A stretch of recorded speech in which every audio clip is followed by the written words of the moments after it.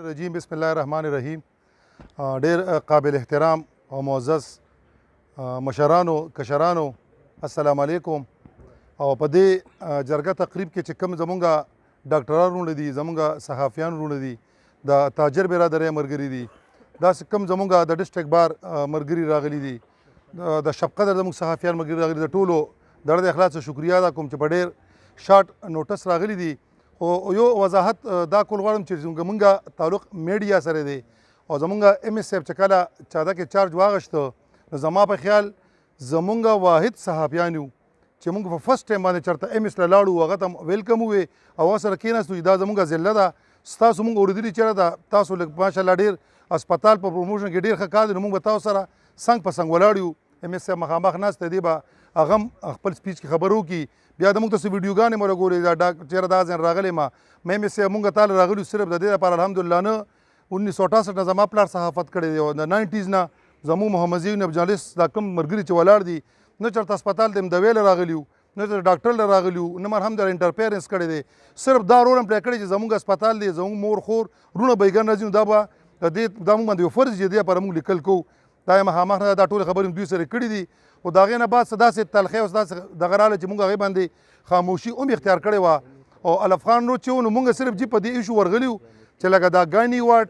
او دا چلډرن وارډ دا زمونږ د چادې د 20 لکه آبادۍ لپاره جوړو، نو دا یکدم زمونږ نه خوا لاړه او ډېر لوی پرابلم خلکو دلته کریټ شو. موږ هغه ایشو روچته کړه،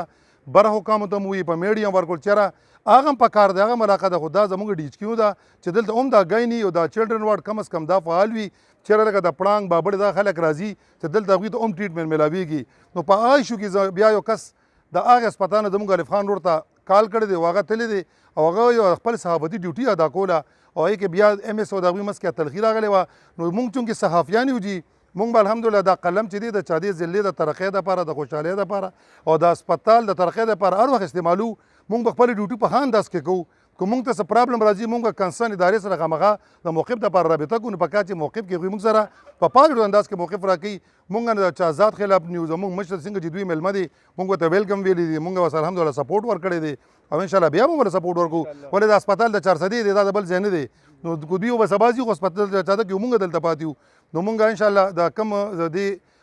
جرګه کې چې چا زموږ کوم وروڼو فضل محمود جي صاحب شو، داود بوی شو، مجیب الرحمن وډیکیټ، عبدالروف شاکر صاحب، نور زمونږ کم ملګرو چې په دې کې مخکې نه حبیب ټیلر دی رول پلی کړی، چېرې دا روغو کو همونږ هم هغوی سره چې کوم انداز کې الحمدلله پازیټیو انداز کې خبرې کولې، چازاد خلاف هم خبرې نه کوو، موږ احتجاج کړی دی، نو موږ ډېر مثبت انداز کې کړی دی، موږ د چازاد خلاف نه یو دلی، موږ خپل موقف مخکې کړی چېرې د چادې د 20 لاک عوام دپاره کم از کم دا ګایني او دا چلډرن وارډ په ډي ایچ کیو کې پکار دی. نو انشاءالله دغه موقف به زموږ بیا هم وي او زموږ چې کم پازیټیو سوچ دی به خامخا موږ استعمالو او زموږ وروڼه دي موږ یې مخکې هم قدر کوو، انشاءالله بیا به هم قدر کوو او د ټولو ملګرو یو جهان مننه، د ټولو شکریا ادا کوم.